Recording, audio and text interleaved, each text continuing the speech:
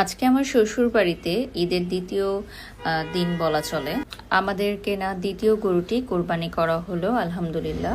তো দেখতেই পাচ্ছেন যে আমাদের ঈদ তো শেষই হচ্ছে না, ঈদের দ্বিতীয় দিনও কাটাকুটি, মাংস, ভুঁড়ি পরিষ্কার এগুলো সব চলছে। যদিও আমাকে কোনো কিছুই করতে হয় না, যারা হচ্ছে প্রফেশনাল কসাই তারাই সব কাজগুলো কমপ্লিট করে দেয়।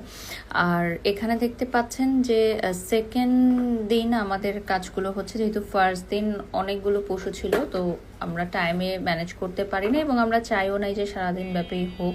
তো এই জন্য ঈদের সেকেন্ড ডেটাকেই চুজ করা হয়েছে, তাহলে ঈদ ভাইবটা আরও একটু লং হবে।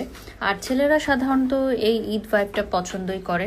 আর ফেসবুক জুড়ে তো এখন শুধু এগুলোরই ছবি এবং ভিডিও, এটা খুবই স্বাভাবিক একটা বিষয়। কোরবানি ঈদে তো এই ধরনের ভিডিওস, ছবি আমাদেরকে দেখতেই হবে। আমরা যেহেতু মুসলমান, তো আমরা এই বিষয়গুলোকে সেলিব্রেট করি এবং এটাও আমাদের ধর্মেরই একটি অংশ।